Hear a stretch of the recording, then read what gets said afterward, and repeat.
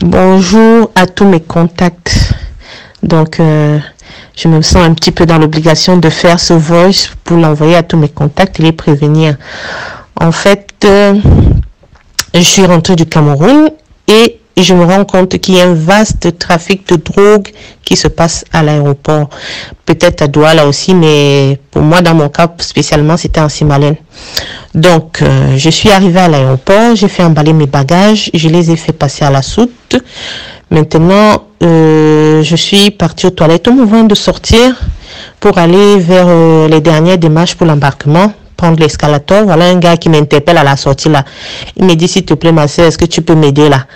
Donc, probablement pour l'aider à porter pour les bagages. Bon, j'ai rien dit, moi je suis passée, j'ai pris l'escalator, je suis arrivée à l'entrée en haut.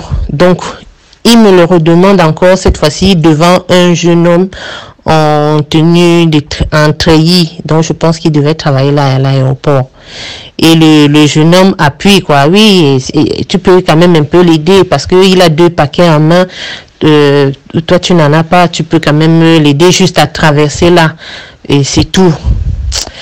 Je regarde, bon, comme il a insisté, après il se met à me parler et tout. Bon, il me dit, je vais même t'accompagner et tout. J'ai dit, bon, pourquoi pas.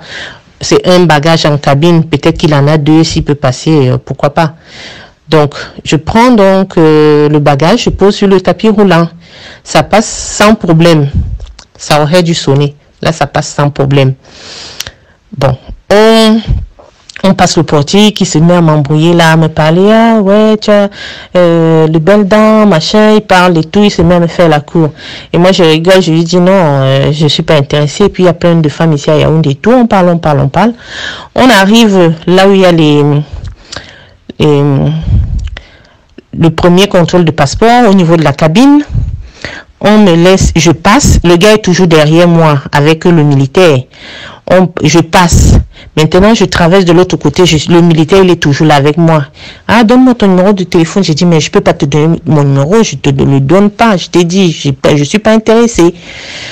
On continue de parler, me parler de tout et de rien. Après, je me retourne, je vois que le gars dont j'avais le bagage n'est pas passé parce qu'il y a juste après la cabine il y a un contrôle encore là et ensuite on fait la queue pour le dernier contrôle.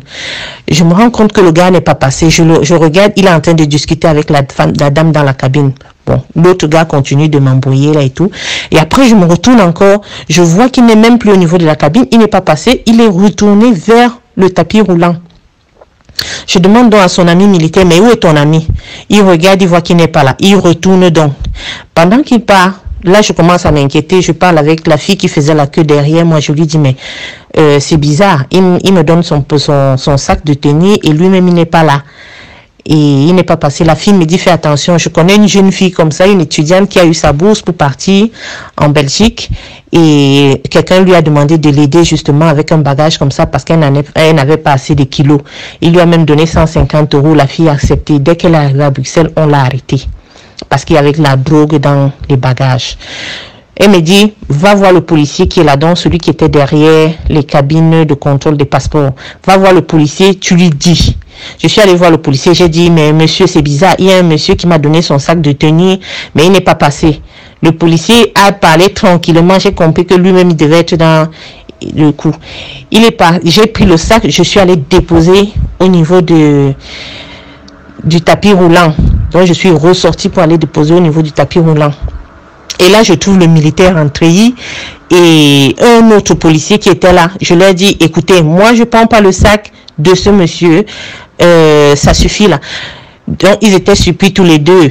Ils me disent, mais non, vous pouvez quand même, il arrive. Et le gars en treillis me dit, mais quand tu veux aider quelqu'un, il faut aider tout là. J'ai dit, non, c'est bon là, ça suffit. Je ne prends pas le sac, point barre. Et là, je suis partie. Là, j'étais vraiment ferme, je suis partie. Je suis retournée faire la queue. Donc, je monte dans l'avion, j'embarque, j'arrive à Bruxelles, je descends, je passe au niveau des contrôles de passeport, je donne mon passeport et mon titre de séjour et la carte d'embarquement. Le gars, il regarde, il a appelé discrètement sa collègue vient me chercher. Il m'amène dans une autre salle. Il me demande, vous parlez français? J'ai dit oui. Elle me dit, asseyez-vous là. Je m'assois. Je reste là, j'attends pendant 15 minutes au moins. J'étais obligée d'appeler ma fille pour lui dire que bon, voilà, on m'a retenu dans une salle, je sais pas pourquoi. Donc, récupère les valises et puis tu m'attends. Donc, ils ont fini, ils m'ont remis mon passeport. Le monsieur, un policier est revenu, il m'a remis mon passeport, mon titre de séjour. Il m'a dit, bon, la sortie c'est par ici, vous pouvez partir. Donc, j'ai appelé un ami policier qui est au Cameroun, qui m'avait raccompagné à l'aéroport, parce que lui ne pouvait pas entrer, il n'avait pas pris son badge, il ne pouvait pas entrer, donc il m'avait confié à un de ses neveux qui est gendarme. Là, quand j'ai fait les démarches, toutes les démarches, le neveu, lui, il est parti parce qu'il devait travailler, donc j'ai juste monté l'escalier pour continuer, et c'est là où les gars, là, m'ont retenu pour me demander de les aider pour le sac. Donc, j'ai appelé l'ami policier, il m'a dit, ah, c'est sûr qu'on t'avait déjà flashé à l'aéroport. Donc, Bruxelles était déjà au courant qu'il y avait la drogue qui devait passer. Et j'ai eu la chance de remettre le sac. Parce que si j'avais continué, il aurait pu me... Parce qu'à chaque fois, le gars me disait, c'est juste pour passer ici, là. Moi, je pensais que c'était juste le portique. Après, il m'entraîne encore jusqu'au contrôle de passeport. Et je devais encore passer le dernier contrôle avec ce sac-là. Et c'est là où j'ai réfléchi, je me suis dit, mais attends, il me fait, c'était un seul truc. Maintenant, il me fait, donc le gars m'a dit, le gars policier, mon ami policier m'a dit qu'on m'a flashé et on m'attendait donc déjà à Bruxelles. Heureusement que j'ai pas pris le sac. Donc faites gaffe, n'aidez personne à l'aéroport. Quelqu'un, vous, même si c'est quelqu'un que vous connaissez, il vous dit, oui, aide-moi, machin. Non.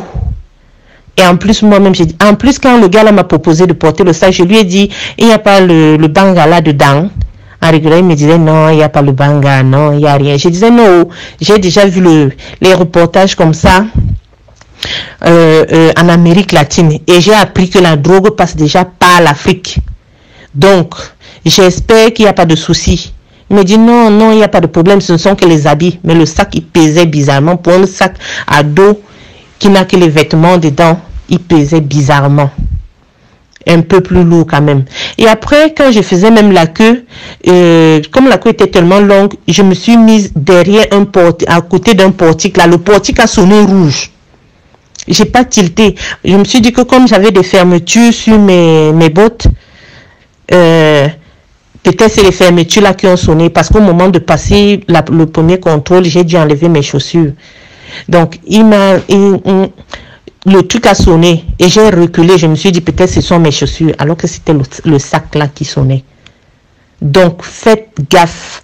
Quand vous allez à l'aéroport, faites passer ce message. Ne prenez jamais les bagages de quelqu'un. Jamais, jamais, jamais. Faites passer ce message à tous vos contacts. Ne prenez jamais les bagages de quelqu'un. Même les gens que vous connaissez. Même les gens que vous connaissez, il ne faut même pas prendre. Quelqu'un prend ses bagages, il assume. Il ne peut pas, s'il y a excédent, il paye. Voilà, parce que tous les policiers de l'aéroport, mon ami policier m'a confirmé que tous les policiers, ils sont dans le coup. Il m'a dit que le gars en treillis qui m'embrouillait là, qui essayait de m'embrouiller, avait déjà certainement perçu son argent. Lui, il ne faisait que son job. Donc, faites gaffe. Voilà.